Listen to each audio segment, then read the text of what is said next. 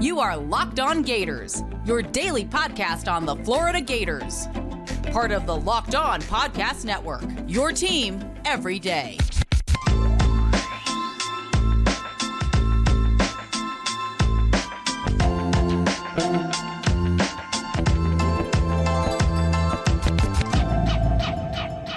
Joining me now for this bonus episode of Locked On Gators is Brandon Carroll. Again, second time today that you're seeing him. If you watched the earlier episode today, and if you didn't, shame on you. It was a fun one. But Brandon, we're here to talk basketball now. We spent like 35 minutes on the earlier episode talking football. Now it's strictly basketball because last night was the NBA draft. And while I think both of us were expecting Colin Castleton to hear his name called, didn't happen. But before we talk about why, what do you think of Colin Castleton's fit with the Los Angeles Lakers, who he signed with pretty much immediately after the draft? Yeah, well, the Lakers went into the draft kind of knowing that a big was going to be a priority. Obviously, they didn't draft one, but they got one rather quickly as one of the top undrafted free agents in Colin Castleton. And I think that he's going to be a great addition to this Lakers roster, especially coming off the bench behind Anthony Davis. We saw at times last year where Davis struggled in terms of playing that 5 spot. He's never really been a 5, in my opinion. He's a 4. He plays at a rate that seems that they're plugging him in a spot that he doesn't necessarily belong. And so getting a guy like Castleton in the fold gives him the ability to not only, get minutes on the bench and kind of recuperate himself during games, but it also allows them to scoot him to the 4 if they need to. Because Castleton, he can still score the basketball. He is arguably one of the best post players in this draft. He has just finesse around the hoop, is able to score the basketball in any facet that he wants to within that 15-foot range. And so I think that's going to be huge for them on that end. And then you look at the defensive end, and Castleton could be that rim protector that Anthony Davis so often brings from that 5 spot. So you have those two things that he's able to do really, really well. And I think it meshes with what Anthony Davis brings to the table, albeit on a smaller scale. Yeah, I think especially for the Lakers. Look, I'm not a basketball expert, but I know Anthony Davis played quite a lot of minutes last year that he probably shouldn't have. But when you have, who is it, Thomas Bryant, Wenyen Gabriel, and sometimes Mo Bamba. Hey, don't forget Tristan Thompson in that playoff run. I am so sorry, Tristan Thompson. How can I ever forget the great Tristan Thompson? But I mean, you mentioned Colin Castleton's post ability. No one will ever question that. We know that we saw him do it for multiple years in Gainesville. Just I know the footwork was like a big thing for him, where it's like he's technically sound in the post, but we saw Colin Castleton undrafted, Adama Sanogo undrafted, Drew Timme, who, I mean, come on, he's Drew Timme, undrafted, Oscar Tshiebwe, undrafted. Do we just need to accept that if you're a big man who can rebound, no matter what else you can do, if you can't shoot consistently, you're probably not going to get drafted? Is that where we're at in the NBA now? For the most part, I think it would really take a lot for a guy to get drafted if they can't do those things. If they can't, be able to step out and knock down shots. That's what's made Brook Lopez specifically so coveted in today's NBA, because he didn't have that when he came into the league. But then ultimately he went into the gym, he figured it out, and now he's one of the best big 3-point shooters in the league. And it's extended his shelf life in the NBA for as long as he wants it to, and because that's the way the game's going. And so I think that a big part of what did, why those guys didn't get drafted is because they cannot shoot the long ball. And especially in the NBA, because it even steps back. They weren't showing it in college. So now when they have to step back and take it from even deeper, it's going to be even more of a, difficulty for them. So I think really at this point, it's what can you do for me to stretch the floor? Because that's where the NBA is going. It's not even going there anymore. That's where it's at. You need people to spread out the floor. You need people to be able to kind of move off ball and find spots, whether it be in the corner, on the wing, to be able to knock down shots whenever, one of your primary ball handlers is driving to the cup. Because it's not, college basketball is so team oriented, but today's NBA is we have 1 or 2 players. We're going to ISO them and we're going to get after it. And then the other 3 players on the court are complementary. They're there to be secondary or tertiary options. And a lot of the time that's drive and kick. And if you can't be that kick man or work in the pick and roll to where you can pick and pop, it's not going to result in you being a coveted face of that team or in the draft. I thought Colin or some of those guys could have squeezed into the late second round. But ultimately they weren't able to do so. And that's the primary reason why a lot of those guys fell out of the 58 selections a night ago. Yeah, I mean, talk about just having two great players and we're just going to isolate them and the rest is complimentary. I feel like you can just look at the Nuggets literally kind of just like Jamal Murray and Jokic are the stars, and you got Kentavious Caldwell-Pope, Michael Porter Jr. It's like, and fill your role. They all contribute. Every single player on that team was performing at their top level as it's a tertiary option, or even further down the list of pieces that they needed to score the basketball. Because Michael Porter Jr., if he's getting the ball, he's putting it up, but you don't mind that because he knocks it down at such an efficient rate.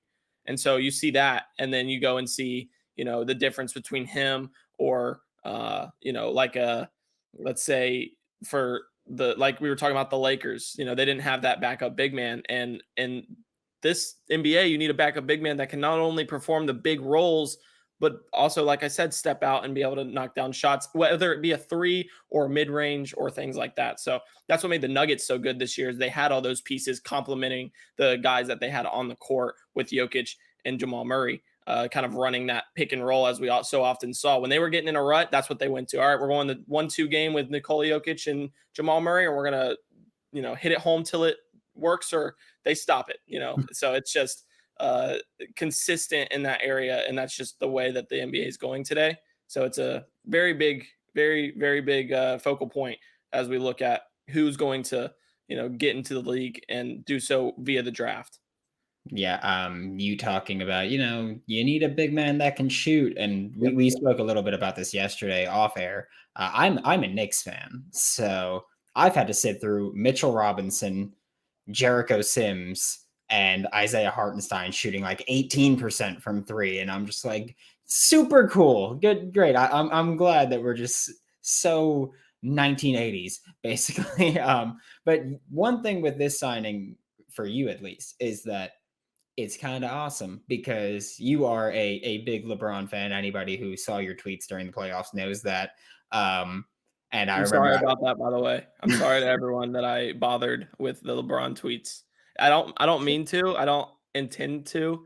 And then I get in there and I'm like, I got to get this off my chest somehow. So I tried to create threads so that way y'all didn't have to see it just consistently over the timeline, just different tweets. Like, what is this guy talking about?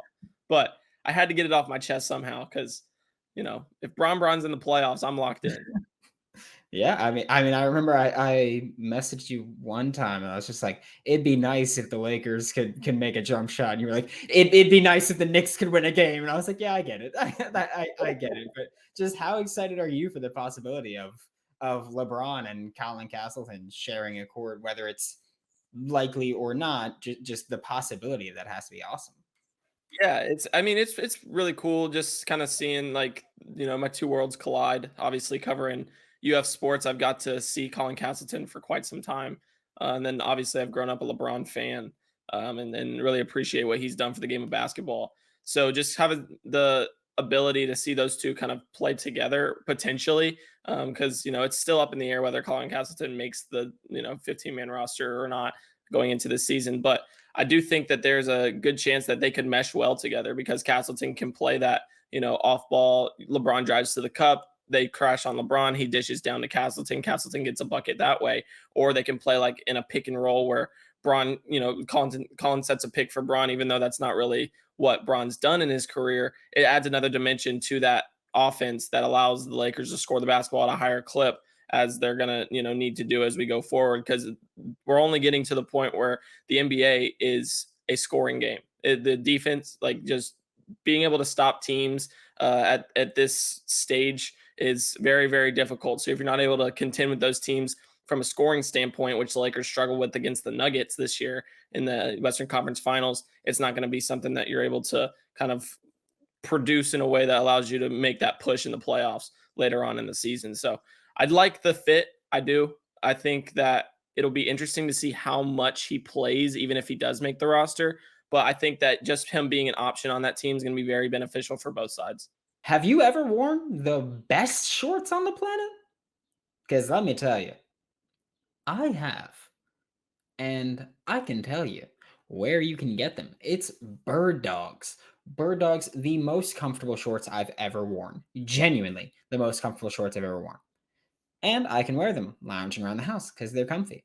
But I can also go for a swim with them because they're versatile. And I can go play basketball in them like I'm going to right after I speak to you about these Bird Dogs because I love them. I love them. I love them. And I'm going to go dunk on some people. I can sometimes hit backboard depending on which park we're at.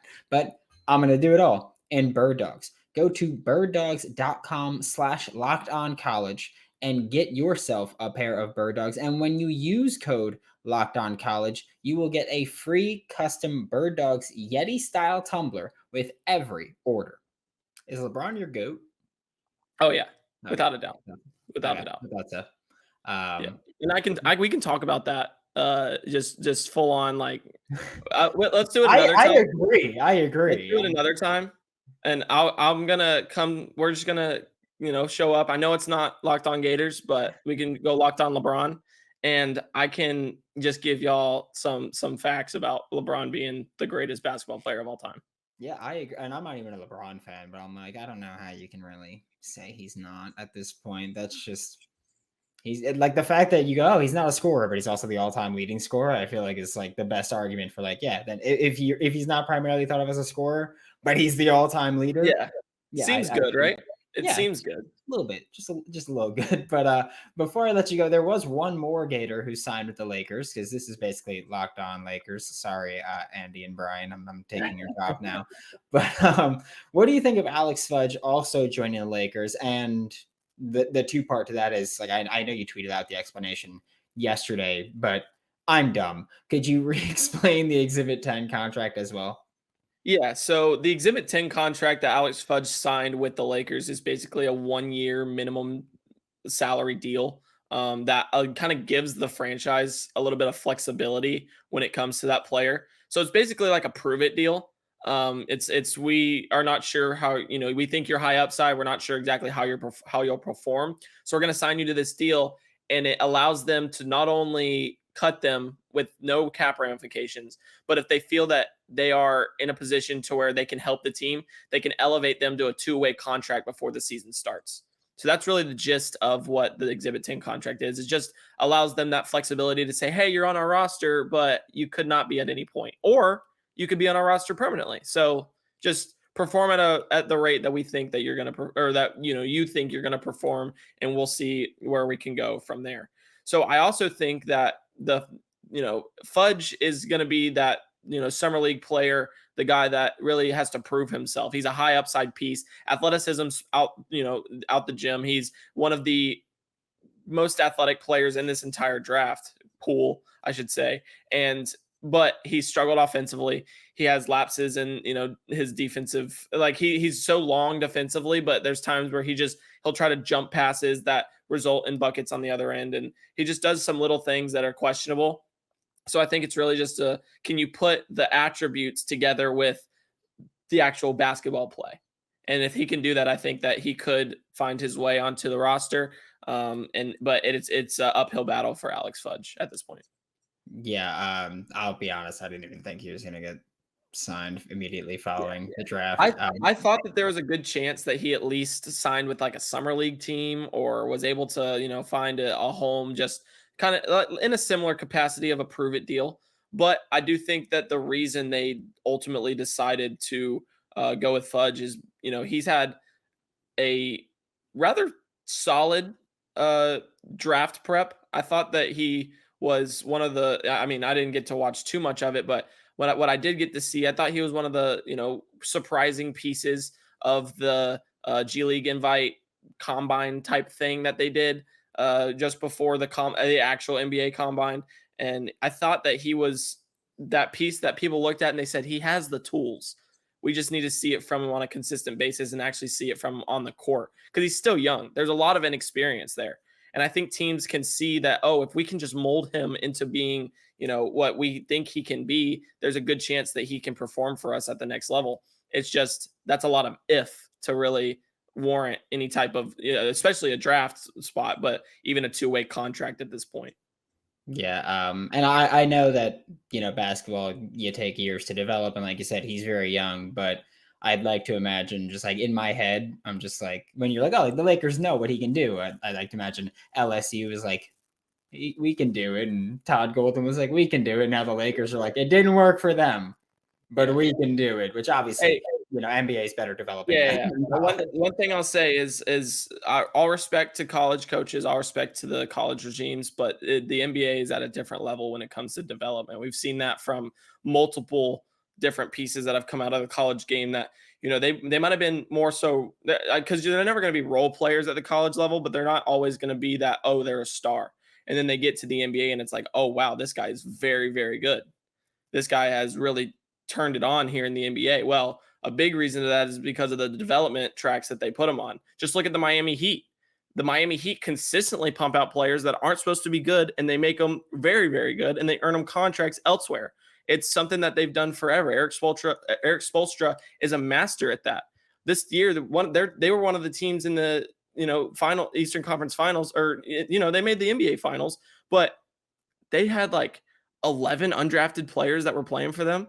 They consistently take these hidden gems and make them into legitimate contributing pieces that can, lift them up into that final spot. So it really just is a different animal in the NBA when it comes to development. So I think the Lakers have seen that from LSU and Florida, and they're like, those are SEC programs. We respect them, but I think we have what it takes to kind of mold this player into being a contributing factor off the bench for us in the future. Yeah, absolutely. I mean, Caleb Martin, not to, I know that you live in Florida, so you can't really gamble, but Caleb Martin made me quite a bit of money this postseason. So I very much appreciate his efforts for that. It is much appreciated. He's paid off for the Heat and for me. So thank you for that. Thank you so much, Brandon. This was Brandon Carroll with AllGators. Catch him covering the Gators. I mean, in really every freaking facet at this point. And so much content. I'm loving the scouting reports you guys are throwing together. Nasir Johnson, I'm a big fan of his now. So thank you for that one. So if y'all watched the last episode where I was beaming about Amaris Williams, that is now out. If y'all want to go check that out on allgators.com. It's a banger. And I'm not gonna be humble about it because I really enjoyed making that scouting report. So go check it out.